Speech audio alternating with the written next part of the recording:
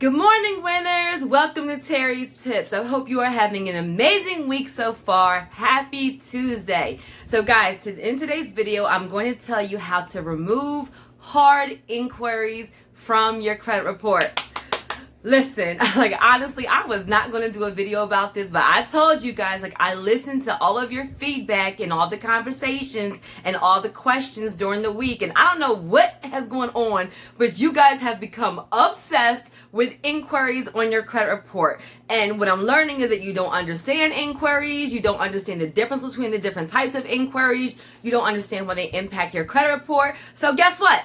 I'm going to clean it up for you guys. I'm going to clarify all of your questions in today's video. I'm going to talk about soft inquiries. I'm going to talk about hard inquiries. I'm going to talk about permissible purpose. I'm going to talk about Sage Stream. And I'm going to talk about ways that you can get hard inquiries removed from your credit file. But guys, listen to me. You know that my brand is about doing things the right way. And one reason why I did decide to actually do a video on this is because to transition into business credit and for real estate financing, the inquiries can honestly be a big deal. So I was like, okay, let me do a video, let's talk about this and really kind of make sure that you guys have good, accurate information. But guys, I want you to use your powers for good, okay? I don't want you to think that you can go out there and get 20 and 30 hard inquiries and then write a bunch of letters and they all get deleted. That is not true. Stop listening to these inaccurate people. Stop watching these horrible videos.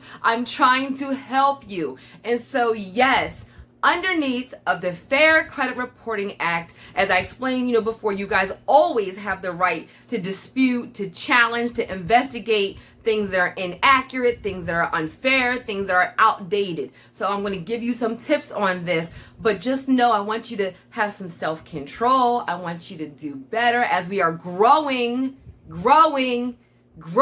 in our financial literacy, as we are becoming financially free, as we are transitioning into investors, transitioning into business owners, transitioning into breaking generational cycles of poverty. We must change our relationship with credit, with inquiries, with lenders, with money, so we can have long-term success. Amen?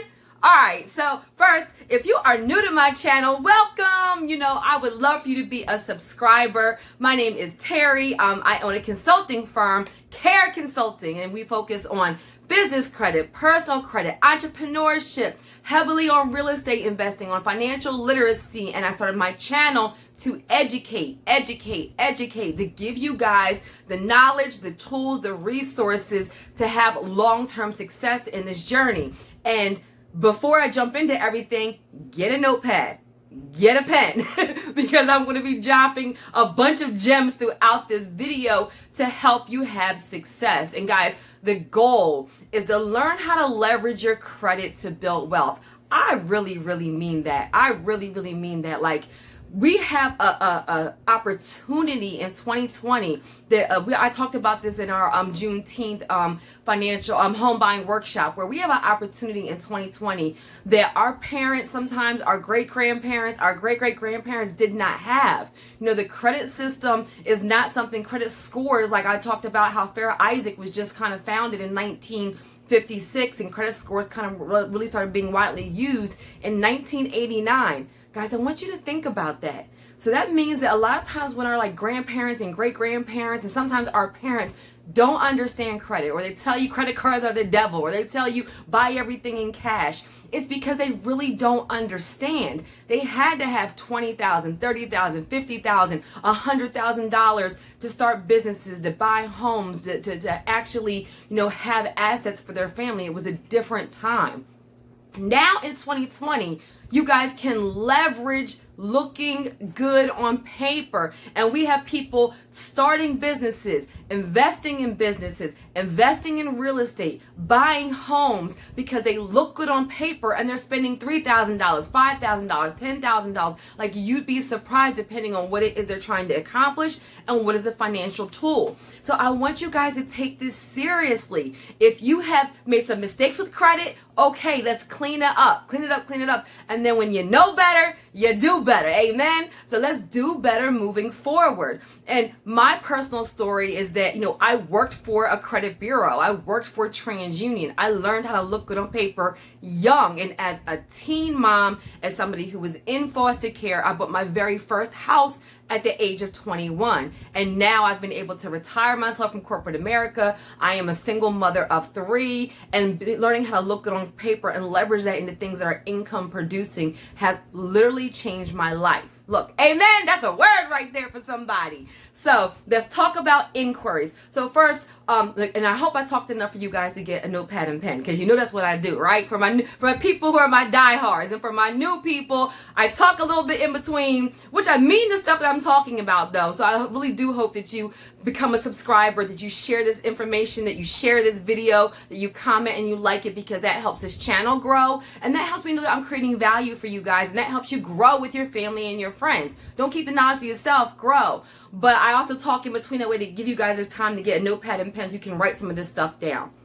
So, inquiries. So first, what is a hard inquiry? So a hard inquiry literally just means that you have gone and applied for credit somewhere, and they go ahead and they pull your credit report to check to see what your scores are, what your credit looks like to qualify you. Okay, so you go and apply for a car, and the bank checks your credit report. You go apply for a house, and the bank, pulls your credit report to qualify you for a mortgage. You go apply for a credit card. You go apply for a personal loan. You, the consumer, have gone to apply for something, and they check your credit as a means to check the risk in lending to you, to check your credit scores to see if you qualify. That is a hard inquiry. Guys, hard inquiries can remain on your credit report for 2 years. How many years? 2. So I see all these videos saying you need to dispute outdated inquiries. Guys, the credit bureaus know when 2 years is. They have a mechanism that as soon as the inquiry hits 2 years old, it falls off on their own. But okay, you can dispute old inquiries. Like, you know how I feel about some of these channels and some of this garbage information.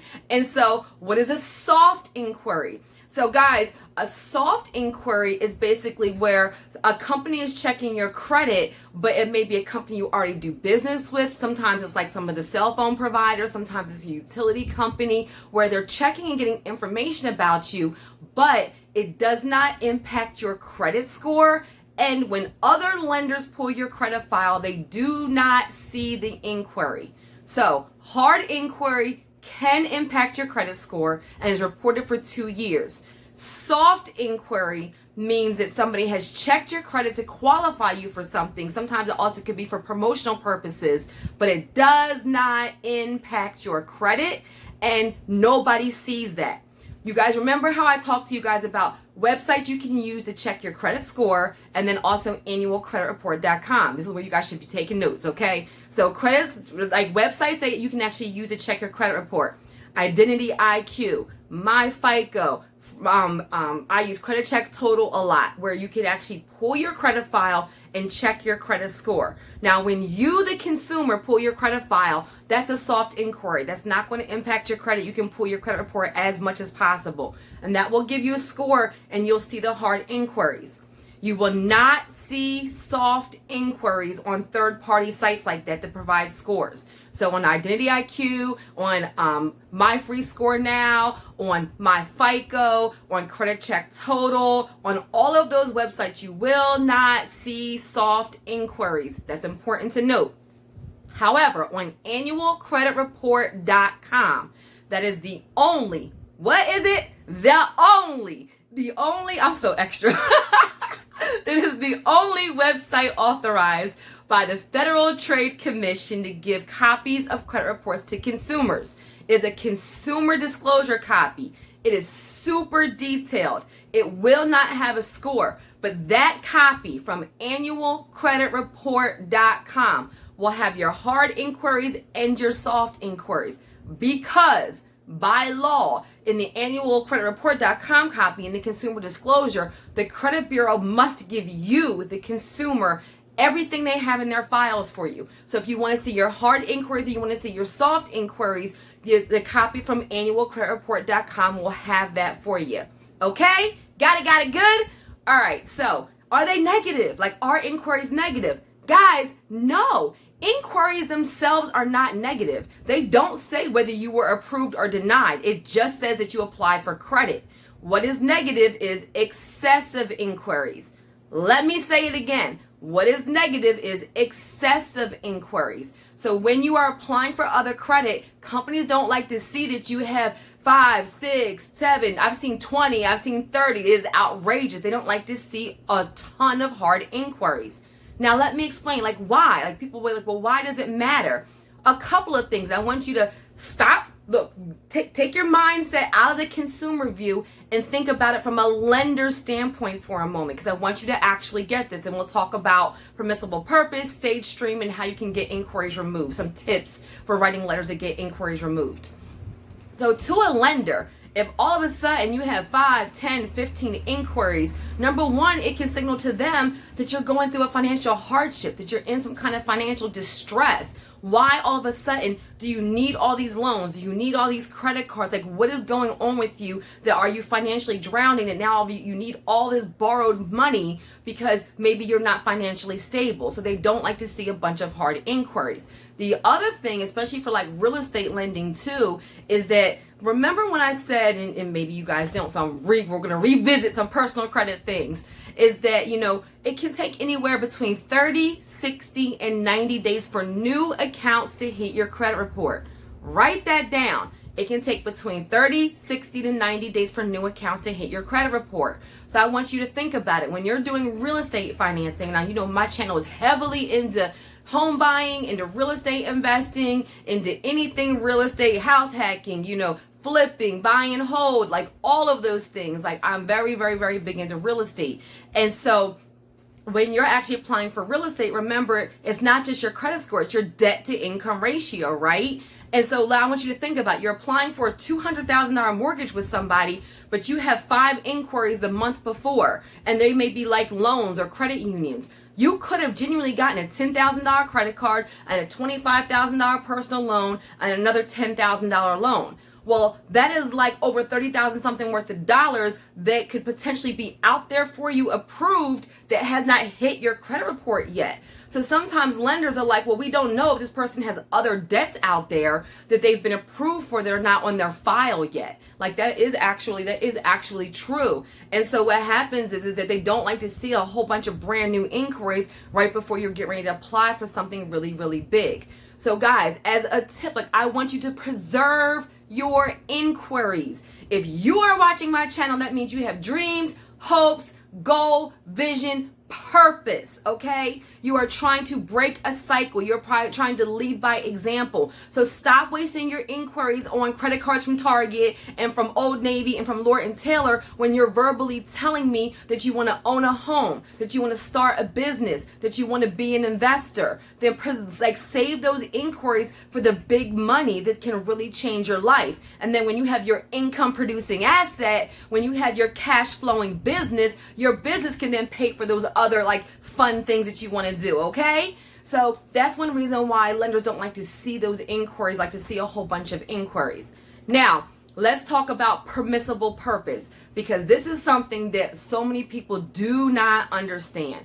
So permissible purpose, write that down. So under the Fair Credit Reporting Act, like when you are going and applying for something, you are given a written signature, right? So you are giving them authorization to pull your credit report. It's part of the application process. You have written down saying, I want credit from you. They said you have to fill out an application. You sign, they pulled your credit. So they have a signed application.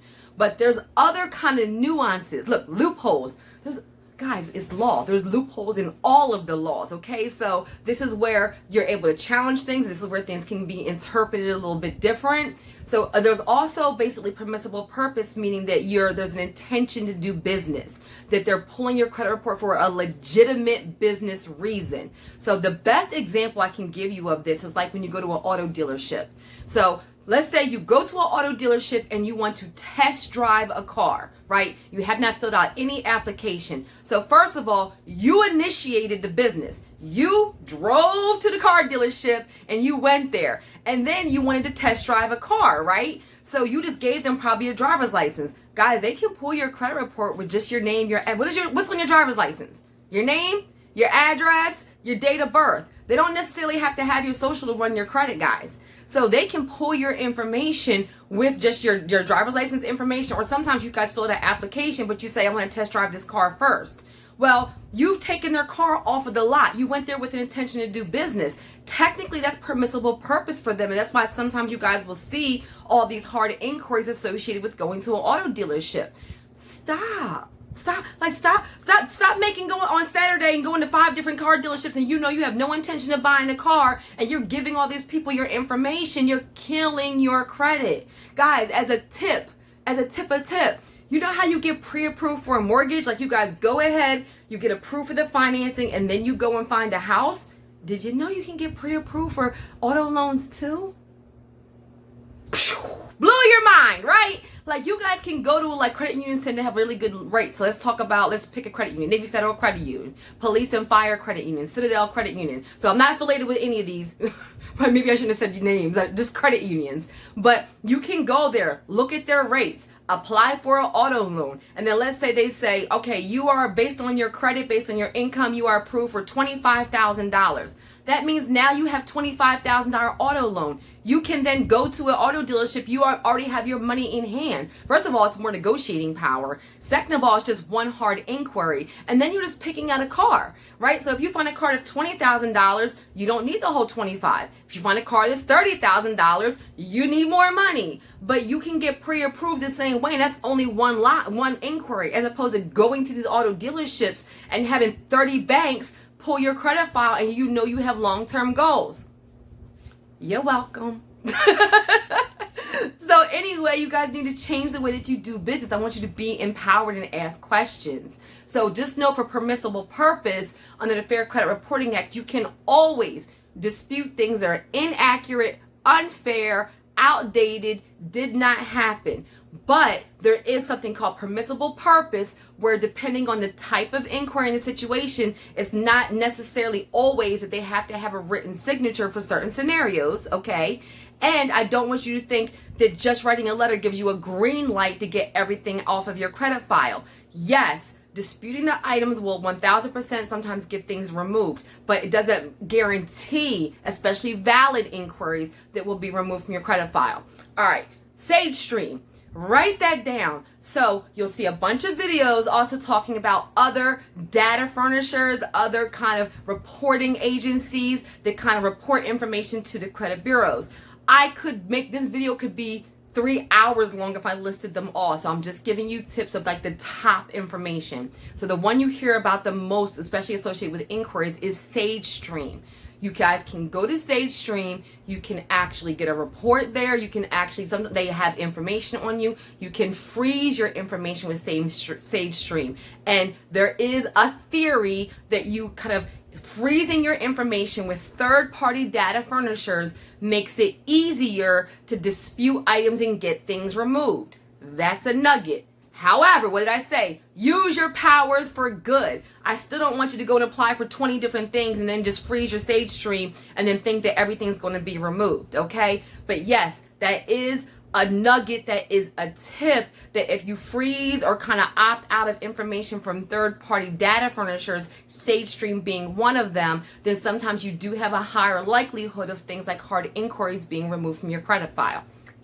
Okay, so another tip when disputing inquiries on your credit report. So number one, you can dispute them with the bureau and you can dispute them with the company. So always remember, you can dispute it both ways. Now, I don't want you to think, guys, and this is I did this video because of a question in our group. So if you have a great credit score, it's just a bunch of inquiries, normally just the inquiries alone won't be a denial.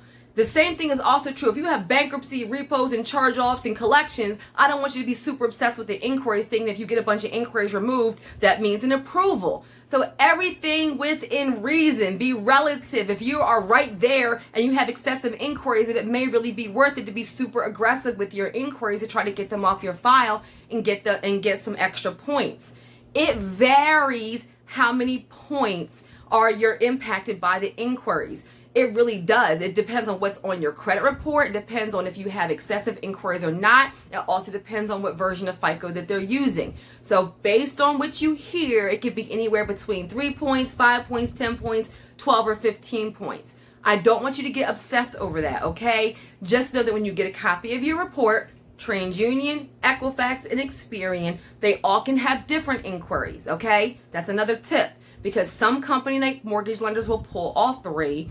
Other companies like credit cards, like banks, like for personal loans, for auto lenders, may only check one bureau or may check two. So Equifax can have 15 inquiries, Experian can have 10, and TransUnion can have 13. Because some banks, like mortgages, check all three and the others only check one or two. So you want to get all three, and you are going to have to customize these letters. Guys, it's going to be some legwork. It's tedious. What I always tell you, credit repair, you can do it on your own, but it is a tedious process and you have to put in the work. So first thing is getting a copy of your report and knowing which inquiries are on there. And yes, if there's inquiries you did not apply for, 1,000% dispute them. Sometimes another tip is to actually copy and pasting, like when you're writing your dispute letters, you're going to send the letters to the credit bureaus directly, to TransUnion, to Equifax, and Experian.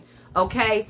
You always want to include your ID. I want you to include 4 forms for inquiry disputes. I want you to include your driver's license that has your name and your current address. I want you to include a copy of your social security card. I want you to include a utility bill that also shows your name and your address, so it should match what's on your ID, okay? Stop sending 2 different forms that have 2 different addresses. That's not going to work. And then you can actually even include a copy of your credit report that shows the inquiries and the inquiries that you are trying to dispute. You can circle those. Guys, you want to show the bureau that the dispute is coming from you, the consumer, and not from a credit repair company, okay? It's a higher level dispute. And then pick out the inquiries that you're going to dispute. So you don't want to dispute all of them. That's going to make you look frivolous. I want you to make sure that you're not doing any more than like 10, okay? And you should be honestly disputing only inquiries that you don't recognize, you did not authorize, that are inaccurate, okay? Okay, I see you. And then the other thing is that you do not dispute inquiries that resulted in an account. Because that, number one, they're going to know you're lying. That's number one. You're probably going to get your file flagged. But now companies are so super aggressive with that they will actually close your account. So you applied for Capital One on May 1st. And then May 15th, a Capital One account was added to you. Well, June 15th, a Capital One account was added to your credit report. And then July 15th, you dispute that inquiry. They see the inquiry and they see the open account. Do not dispute inquiries that resulted in an open account. You will look like you're a fraud. You are lying, okay? And a lot of times it will cause that account to be closed, which will actually drop your credit score, okay? Got it good? Another tip is that sometimes you want to wait at least 90 days or so, because the older the inquiry is, the less likely the company has kept all the verification information to keep it on your credit report. So don't apply for something May 1st and go ahead and dispute that inquiry May 15th. Wait at least like 90 days or so. And if it's an invalid, unfair inquiry, wait some time, wait a couple of months and then dispute it, because they're less likely to have all the kind of verification information. Also, do not do these disputes over the phone. Do not do these disputes online. You want to write in letters to the credit bureaus. Okay? So I gave you a ton of information. I explained hard inquiries. I explained soft inquiries. I explained what an inquiry is. I explained why companies think they may be negative. I explained what permissible purpose is. I explained which sage stream is. I told you what forms of ID to include. I told you what inquiries to dispute. I told you what inquiries not to dispute. You guys are ready to go off and running. Dispute away. Track your progress. Be ethical. Do things the right way. And maybe a couple of inquiries will actually help you, but you do not want to dispute them all. Okay? Got it good? So I hope that was helpful. Again, I would really love for you to be a subscriber. I would love for you to like and share. I'm looking forward to your comments. Guys, one reason why I did this video is because it's heavily weighed with real estate financing. It's heavily weighed with transitioning into business credit. And I'm focusing heavily on business credit and real estate. So I don't want you guys to do things with your personal credit that are jeopardizing your long-term success. Amen? So I hope that you have a super amazing day. And I'm looking forward to celebrating so much more of your success.